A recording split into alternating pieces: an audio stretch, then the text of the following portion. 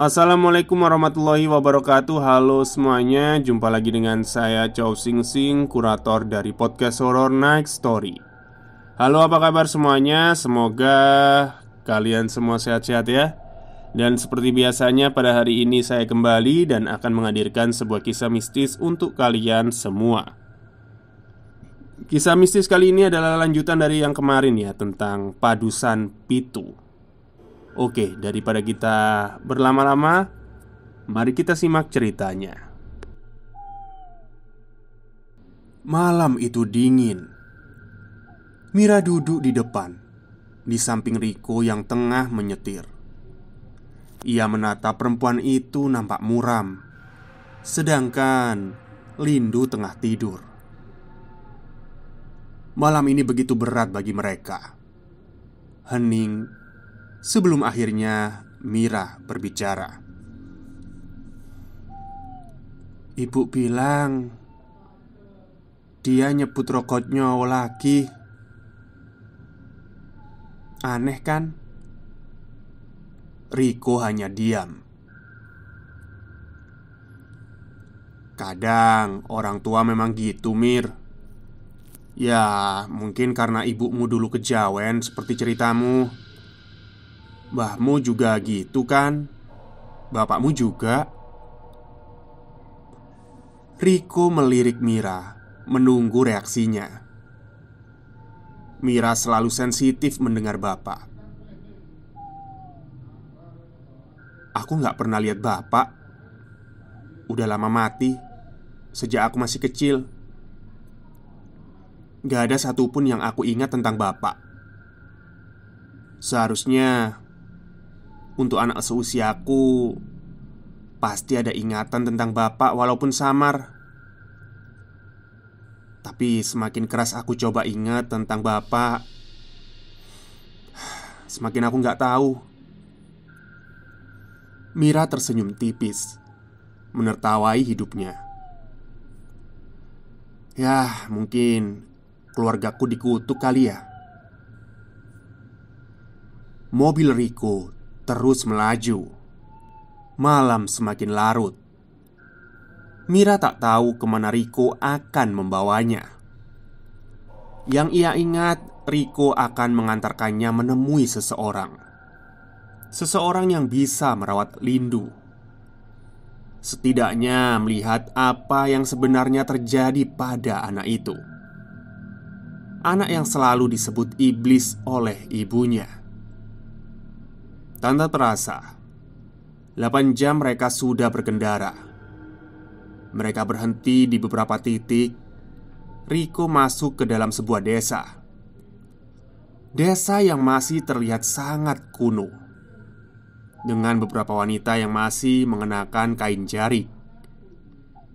Riko berhenti di salah satu rumah berbentuk joglo dengan banyak pohon pisang di halamannya. Kita udah sampai, Mir, ucap Riko mengangguk. Ia lantas membangunkan Lindu. Anak itu terbangun dari tidurnya, namun ekspresi wajahnya nampak tidak senang. Kamu kenapa, Ndu? Tanya Mira khawatir. Lindu gak mau turun. Ini tempat apa? Kok gelap sekali? Jawab Lindu. Gelap, batin Mira. Ia menatap Riko yang menggeleng bingung. Tak beberapa lama, seorang ibu mendekati mobil mereka. Ia membawa tali di tangannya. Riko melangkah keluar. Swiss teko le? Tanya ibu tadi. Riko mengangguk. Bawa ke sini anaknya, biar kami yang urus. Urus bagaimana maksudnya, Bu? Tanya Riko, ia bingung. Sebelumnya bahkan ia belum memberitahu apapun kepada mereka semua. Tapi seakan-akan mereka tahu bahwa Riko akan datang membawa sesuatu. Terlalu lama, gumam ibu tadi.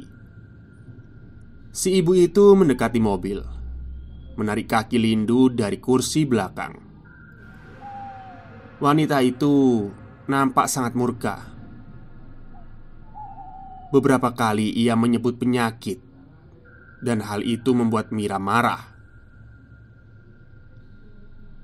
Mira mencoba menghentikan perlakuan kasar wanita itu. Namun ia menatap Mira sengit, lalu berujar,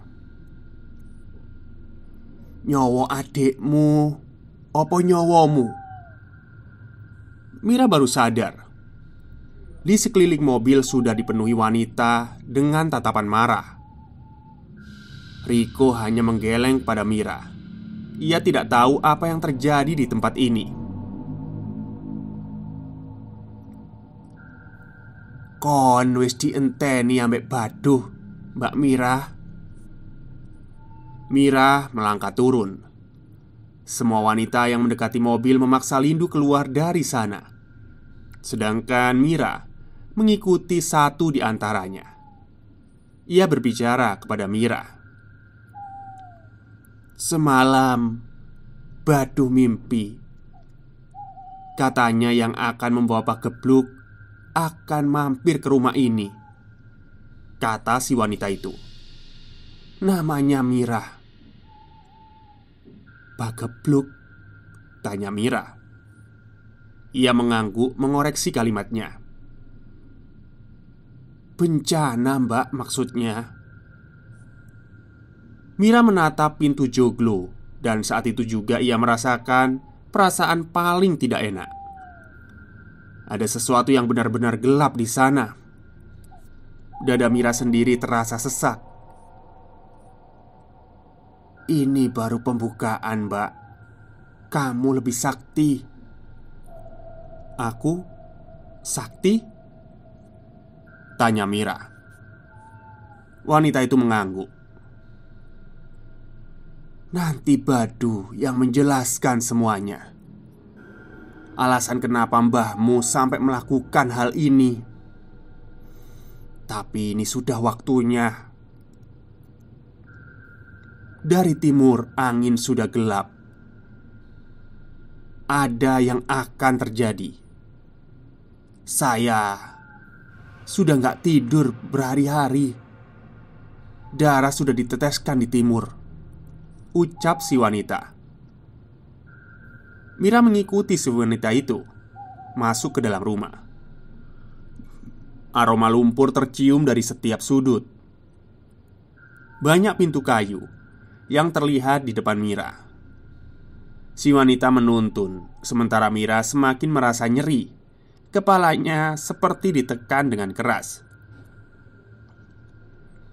"Sedikit lagi. Ditahan, Mbak," katanya. Mira menelusuri lorong rumah. Ia dituntun perlahan. Namun Mira selalu mendengar jeritan dari setiap kamar. Suara memekikkan mereka membuat Mira semakin merasa terbebani. "Dak usah didengar," kata si wanita itu lagi. "Ini tempat apa?" tanya Mira kemudian. "Omah Rowut," jawab si wanita itu. Mira berhenti di salah satu kamar. Ia penasaran dengan apa yang terjadi di dalamnya. Tak ada apapun di sana kecuali sebuah ranjang kosong dengan seorang lelaki yang tengah duduk membelakangi pintu. Mira tertuju pada sosok lelaki itu. Ia hanya diam. Diam. Sebelum akhirnya perlahan tubuh lelaki itu bergerak. Ia memutar tubuhnya perlahan-lahan. Mira memekik ngeri menatap tubuh lelaki itu berputar. Menatapnya kosong. Seketika pintu ditutup si wanita. Dia melihat Mira. "Sudah tak bilang ini Omah Rowut, Mbak." Mira mengangguk. wajah lelaki itu masih terbayang jelas di dalam kepalanya. "Di sini, Mbak, tempatnya." Mira menatap sepasang pintu. Guratan kayu di pintu nampak begitu usang, berbeda dengan pintu-pintu lain di dalam rumah ini. Tidak hanya itu, pintu ini sengaja dirantai seakan tidak sembarang orang bisa memasukinya. "Baduh," katanya sembari menyeringai. "Monggo," katanya seraya menunduk mempersilahkan. Mira melangkah masuk. Yang ia dapati di dalam ruangan itu adalah sebuah kamar tertutup dengan alas tanah. Di setiap sudut Mira melihat gabah padi bergelantungan. Tak hanya itu, Mira juga melihat ada tebu yang saling diikat. Ruangan ini terlihat seperti gudang pangan dibandingkan sebuah kamar. Wanita itu menutup pintu sebelum merantainya. Mira hanya menatap ke sana kemari sebelum akhirnya matanya melihat sesuatu di balik tembok lusuh. Ada ruangan lain dengan ranjang bertirai transparan. Di dalam ranjang bertirai itu, Mira melihat seseorang di dalamnya. "Ayo, Mbak," ucap wanita itu lagi, menuntun agar Mira mendekati ranjang misterius itu. "Sudah waktunya kamu tahu semuanya." Ruangan itu pengap. Sejauh mata memandang, Mira hanya melihat tumpukan hasil bumi yang seperti tidak pernah disentuh, diletakkan begitu saja untuk memenuhi ruangan ini. "Ini semua ucapan terima kasih dari orang-orang," kata si wanita itu. "Tidak usah dipedulikan." Mira berdiri menatap sosok di balik tirai itu. Ia berselimut karung gabah, seakan sedang bersembunyi, membuat Mira begitu penasaran dengan sosok di baliknya. "Silahkan duduk, Mbak," ucap wanita itu, meletakkan kursi kayu di depan ranjang sebelum akhirnya mendekati seperti tengah menguping. "Beliau bilang, 'Selamat datang, Duk,'" kata si wanita itu seakan menerjemahkan sosok misterius itu. "Wis wayahe awakmu menuhi janji bapakmu ambek padusan pitu." Ia kembali berbisik dan wanita itu mengangguk. "Wis suwe mbahmu Matusono ngarai awakmu lali. Saiki aku takon, awakmu purun ngelakoni sirat nang kene?" Mira menggelengkan kepalanya dan bingung. "Nenekmu," kata si wanita itu, menerjemahkan. "Dia yang membuatmu lupa selama ini. Dia melakukan itu dengan alasan yang hanya ia sendiri tahu. Sekarang Baduh mau membantu kamu untuk mengembalikan sowo yang ditanam di kepalamu. Pertanyaannya, kamu mau apa tidak?" "Hah? Saya disowo sama nenek saya sendiri?" tanya Mira. Wanita itu mengangguk.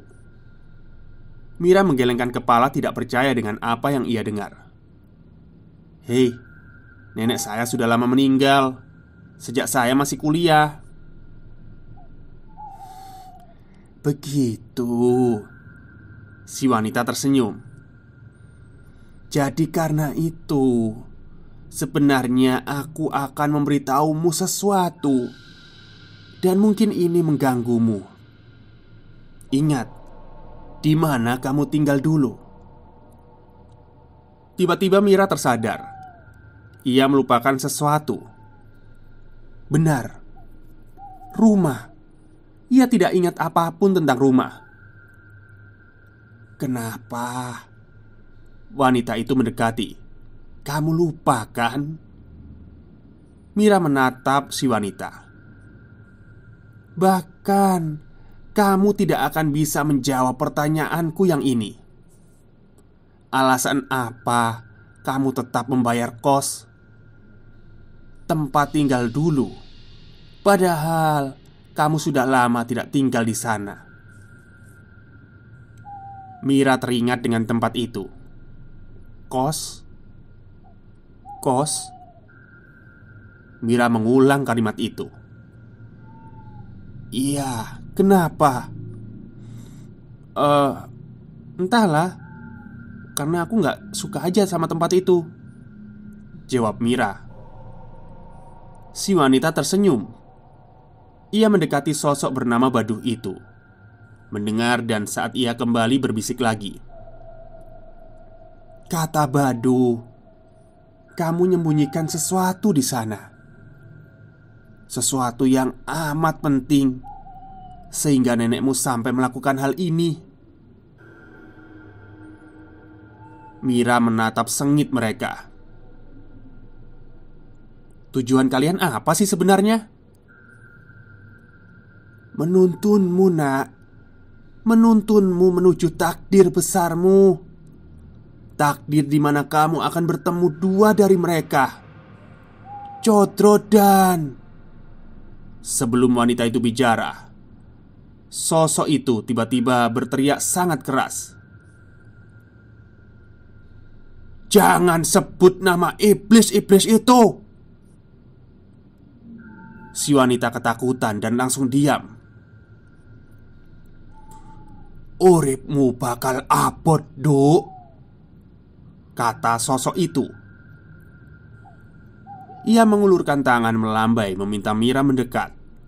Mira tercekat menatap tangan sosok itu yang begitu kecil, begitu kurus, dan pucat. Makhluk apa yang ada di hadapan Mira ini? Mira belum bisa melihat wajahnya. Mereneo, Nduk. Mereneo. Mira menatap si wanita. Wanita itu mengangguk seakan mengatakan kepada Mira tidak akan ada yang terjadi, dan Mira disuruh untuk mendekat. Ia merasakan tangan mungil itu membelai rambutnya. Mira bisa melihat satu bola mata kecil di wajahnya. Ngelawan si Jai sewu nyawa gak cukup, apa maneh kondo sing bakalan ngadepi loro menungso rai iblis model ngono. Mira hanya diam mendengarkan. Rasanya dingin. Saat tangan kecil itu menyentuhnya, Mira gemetar. Sesuatu perlahan-lahan kembali. Ia ingat ia pernah menulis sesuatu. Tidak hanya satu, namun berlembar-lembar kertas. Sesuatu yang perlahan menyeruak naik. Saiki wis eling? Tanya sosok itu. Ya, di bawah ubin kos saya, di sana semua ditanam, ucap Mira. Dibantu si wanita, sosok itu perlahan membuka karung gabah, dan Mira melihatnya. Wajahnya hancur seperti korban kebakaran. Kakinya jauh lebih kecil dibandingkan badan, dan kedua tangannya semuanya kurus kering. Ia menatap Mira dengan iba. Ireng, kata si wanita itu. Inilah akibat bila manusia kalap dengan warna hitam. Beliau dulu adalah satu dari orang yang pernah menjaga Padusan Pitu. Meskipun ia tidak mengenal bapakmu karena memang setiap tahun bergenerasi, tapi satu yang beliau tahu, bapakmu tidak memenuhi janjinya sebagai seorang kuncen. Kuncen? Tanya Mira kaget. Setelah ini, hidupmu akan semakin berat, Duk. Sangat berat. sampai kamu ada di titik ingin mati saja. Dan saat hari itu datang, pilihan itu akan muncul dan di sana takdirmu dipertaruhkan. Tinggalkan adikmu di sini. Kami akan menjaganya. Pergilah ke tempatmu tinggal dan cari apa yang harus kamu cari. Lalu pergi dari sana, kata si wanita. Tak jogokno adikmu, Nduk. Tujuanmu siji, golek ono Rinjani. Rinjani? Tanya Mira. Wes, lunga saiki, sahut si wanita. Mira segera meninggalkan tempat itu. Mira menemukan Riko tengah duduk. Saat ia melihat Mira, ia mendekatinya. Lindu gak apa-apa. Dia sekarang ada di kamar sedang tidur. Ko, antarkan aku, kata Mira tiba-tiba. Kemana? Ke tempat kosku. Aku mau ambil sesuatu di sana. Sesuatu? Apa itu? Riko nampak penasaran. Takdirku, jawab Mira pendek. Malam itu, mobil Riko menembus kabut. Belum pernah Mira memaksa dirinya sampai sejauh ini. Tak ada yang tahu apa saja yang Mira dengar karena setiap kali Riko bertanya, Mira seakan tidak ingin membahas itu semua. Ia hanya bilang ada sesuatu yang harus ia pastikan di tempat kos itu. Kenapa nggak nunggu besok aja sih? Lagian butuh waktu kan buat kita sampai di sana, kata Riko setengah hati. Mira hanya diam. Ia lebih banyak melamun. Mir, dengar gak sih omonganku? Saut Riko. Namun Mira tetap diam. Ia tertunduk sebelum Rinjani sudah mulai, ucap Mira seperti berbisik. Apa? Rinjani? Kata Riko mengulanginya. Kamu gak apa-apa kan Mir? Saut Riko menyentuh bahu Mira. Mobil melaju tenang. Jalanan nampak sepi, namun ada sesuatu yang membuat Riko merasa ganjil saat mendengar nama itu. Mira tetap tidak menjawab. Ia masih menunduk sembari terus bergumam aneh. Gumaman Mira terdengar mengganggu. Riko terus menggoyang badan Mira, namun gadis itu tetap menunduk. Ia terus-menerus bergumam sendiri. Sebelum akhirnya hening. Hening sekali. Hingga Riko bisa mendengar nafasnya sendiri. Riko nampak merasa aneh. Sesuatu telah terjadi dan itu benar-benar mengerikan. Tak beberapa lama Riko melihatnya. Sekelebat bayangan putih sebelum menjalar membuat Riko tersadar. Di sepanjang jalan, tepat di samping ketika mobil melaju, berbaris anak-anak perempuan berambut panjang, berdiri mematung sejauh mobil terus memaju. Riko menoleh kepada Mira, namun Mira sudah melotot menatapnya. Tersenyum, menyeringai, layaknya bukan Mira yang ia kenal.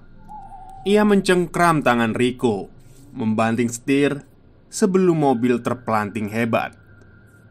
Mira berteriak dengan suara paling memekikkan.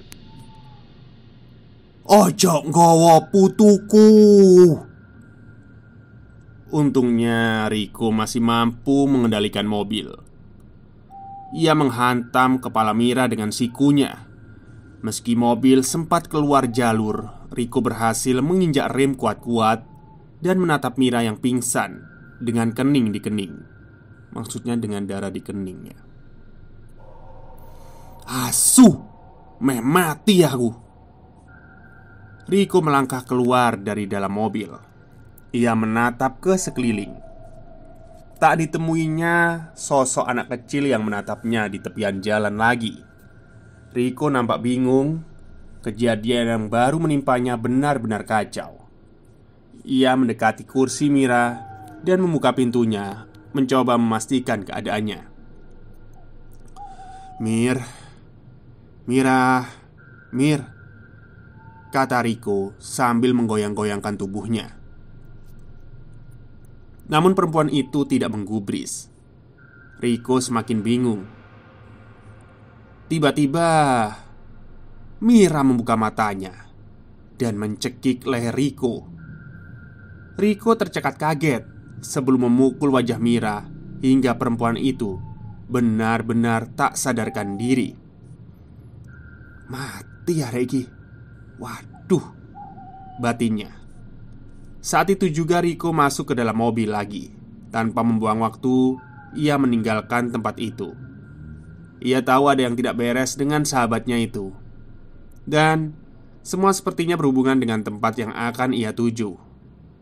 Apapun itu, Riko harus mencari tahu ada apa di sana. Pagi pun sudah datang. Sepanjang malam Riko tak beristirahat. Meski pertanyaan itu masih berputar di dalam kepalanya, ia berusaha sesekali melirik Mira yang masih terlelap dalam tidurnya. Ketika jalanan sudah mulai ramai, Mira membuka pintu. Hidung dan keningnya nyeri. Ia pun menatap Riko. "Aku kenapa?" tanya Mira. Ia mengelap darah di hidung dan keningnya. "Apa yang terjadi sama aku?" Riko menatapnya sesekali sebelum tersenyum kembali memandang jalanan. "Ah, gak ada kok, semuanya aman." Mira mengangguk. "Ini tempatnya," kata Riko setelah memasuki sebuah gang. Mobil perlahan mendekat. Mira bisa melihat pagar besi yang dulu sering ia lewati saat malam ketika ia belum selesai menyelesaikan tugas di kampus. Ia masih ingat tempat ini, namun ia tidak ingat ada apa di sini. Mira melangkah turun dari mobil. Perlahan mereka berjalan mendekati tempat itu. Sesekali Riko menatap ke sekeliling dan tidak ada yang aneh dari tempat itu. Mira menyalakan lonceng. Seorang ibu-ibu mengamatinya dari jauh. "Neng Mira ya?" katanya seraya mendekat. Mira tersenyum menatapnya. Ia membukakan pagar. Pandangan Mira langsung tertuju di kamar mana yang dulu ia tinggal. Tiba-tiba perlahan ingatannya kembali, namun samar-samar.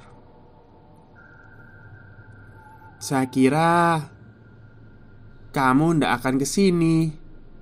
Ibu itu bingung. "Kenapa kamu masih bayar kos? Padahal kan kamu sudah nggak di sini." "Oh, maksudnya seperti itu ya. Oke, lanjut." Jadi Mira ini tetap bayar kos. Dia pun nggak tahu ya kenapa dia tetap bayar kos meskipun tidak menempati tempat itu. Ternyata di tempat itu dia menyimpan sesuatu gitu ya. Ya kan, biar nggak ditempati orang lain kan, dia tetap bayar gitu. Oke, lanjut. Mira hanya tersenyum, bingung harus menjawab apa. Ia melewati ibu itu dan masih menatap. Ibu itu menatap Mira dengan heran. "Mungkin Mira suka dengan tempat ini, Bu. Jadi dia gak rela kamar bersejarahnya ditempati orang lain," sahut Candario. Si ibu nampak tidak puas dengan jawaban Riko. Kuncinya mana ya, Bu?" tanya Mira tiba-tiba. "Oh iya," sahut ibu. Ia memberikan kunci pada Mira dan perempuan itu langsung menuju ke sana. Riko segera menyusul. Meski si ibu masih mengawasi, namun Mira tidak peduli. Harga sewa di sini setidaknya cukup untuk membayar ganti rugi ingatannya itu. "Di sini tempatnya," kata Riko. Hal pertama yang ia rasakan adalah saat masuk ke dalam kamar kecil ini, ada aroma debu yang menusuk. Tak hanya itu, tempat ini benar-benar buruk untuk jadi tempat tinggal. Mira melihat Riko, lantas ia bertanya, "Linggisnya mana?" Riko menatap Mira dengan heran. "Linggis? Buat apa?" Riko kembali akhirnya dengan 2 linggis di tangannya. Cepat-cepat ia mengunci pintu.